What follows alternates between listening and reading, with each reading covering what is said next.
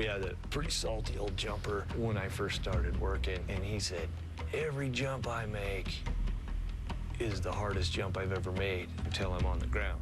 And if you approach it like that, then you won't get bit. Jumper 7-9, jump spot. You could do anything from sprain an ankle to break a femur to break your neck. There's a proper way to do it, and if you don't do it right, a good probability of getting hurt.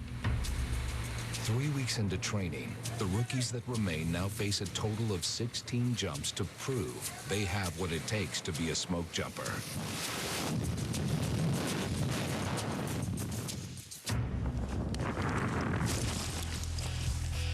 I feel pretty good, man. My exits feel good. My landings feel good. Every time I go out the door, I understand that wind a little bit more. After just a handful of jumps, some of the rookie smoke jumpers are showing promise, while others are not. It ain't over yet. They can still watch. If they're screwing this up, look at this. This is easy. A few people aren't doing some critical things, and if they continue to not do those critical things, I might not see them at the end of the week. All the smoke jumpers, especially the trainers, are crossing their fingers every time I jump that I'll get it and I'll nail it.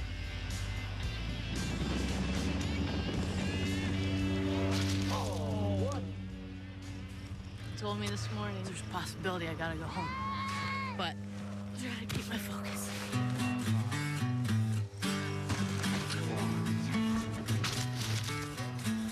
You know, Deb is having some problems with the rolls. And every time I come running up, I'm like, Deb, how was your landing? She's like, oh, it sucked. I just fell flat on my face. She was awesome at everything else, but there was just that one thing she had a hard time with. A little more length of being straight. I want you to visualize yourself not doing that. I'm going to give you an unsatisfactory for your landing. Okay? She's just getting you after you after you after you. Deb, more vigor, because you just kind of got sucked out. That was jump 11, so we got 4 left. Crunch time. Yeah, big time. It seems like I could never do anything right, and I'm always getting yelled at. There are moments where you can tell it's because that they care. That was the worst one yet. I've never, ever put my arm out before. I'm not used to having a hard time with something specific. Usually, after a decent amount of hard work, I can figure them out. I think you can get caught up in being embarrassed about that. Maybe you weren't as prepared as you wanted to be, or maybe you're just not good at something. If I was to jump on a fire with Deb right now, I would honestly say if I had my choice, I would rather pick somebody else. Say there's 4 people, Deb's one of them, anyone gets stuck in a tree, anyone gets injured, well, you pretty much took those 4 people that were going to the fire and turned them into an emergency evacuation force. Oh, that's hard, that's hard. Is it?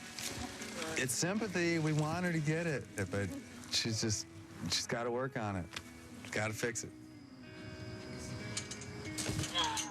I can't rotate. Every 2 or 3 or 4 classes, we have people that just can't get it at all. People that just can't physically figure it out. I just want you to do 2 in a row here. You know, there's people out there that are fighting fire that shouldn't be. If you screw something up, you're either going to hurt yourself or kill yourself, or you're going to hurt or kill somebody else. While the rookies continue training, the West Coast has already recorded the most wildfire activity in U.S. history. After another year of drought, California finds itself in a state of emergency.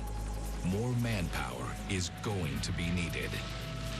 With nearly 1,000 fires already cited, veteran smoke jumpers from Missoula have been called out to California to provide reinforcements.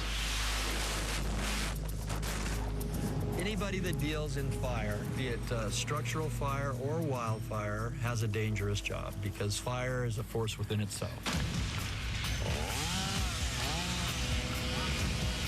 You can get 600-800 foot flame lengths in an extreme fire. The fuel's right, the temperature's right, the weather's right. You know, fires can move as fast as the weather moves, as fast as the wind blows.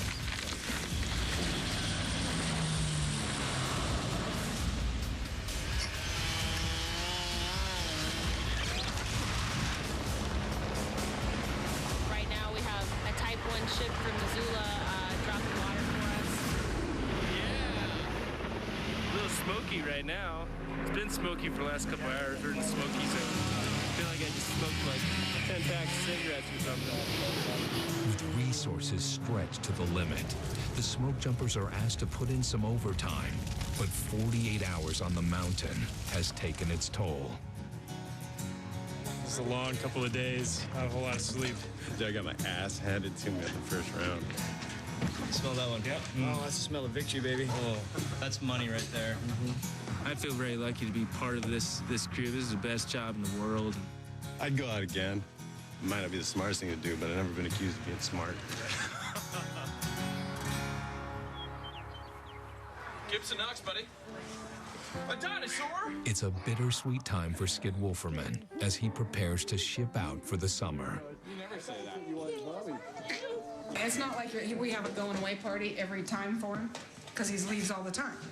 But he's gonna miss Mother's Day, Father's Day, his birthday, our anniversary.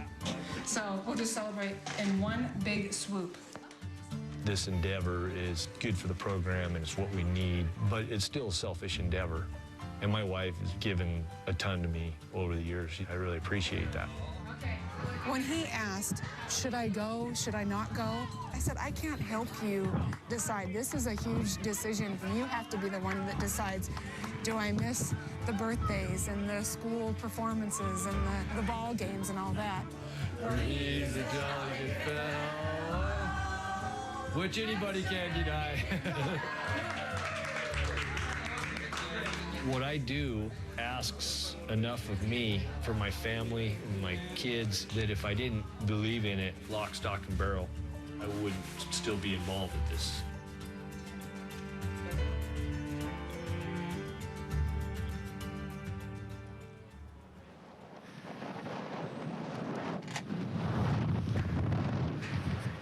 Damn it.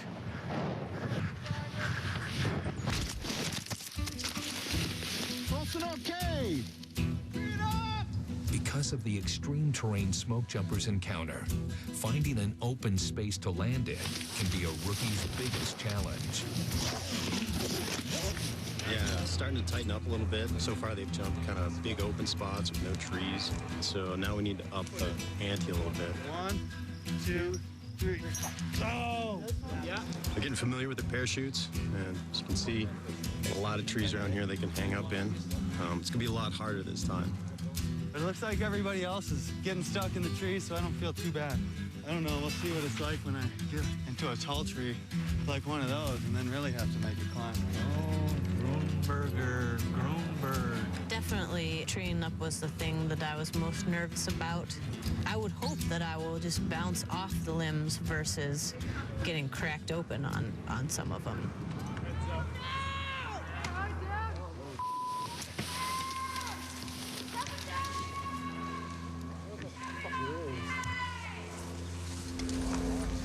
Deb just can't make the spot. I don't know how her landing went, but she's just not making the spot. Watching Debbie fail it's hard because I know she's going to beat herself up about it because the work that we've done isn't producing, the results that we want. Deb, usually we would like take your letdown tape and tail it behind you. And this is basically what I said to Debbie was, if things don't improve from here, you're going to be asked to leave. You're not going to be allowed to jump fires. I'm doing the best I can every day, and if it's not good enough, then it's just not. That was very disappointing to me and a lot of other people because you wanted her to be there because she stuck through the whole rookie training up to the very bitter end. Coming up. I don't think anything's a done deal. There's still a chance that some of us may not make it through the week. We got one jump. If she doesn't get it right, she might have hell to pay.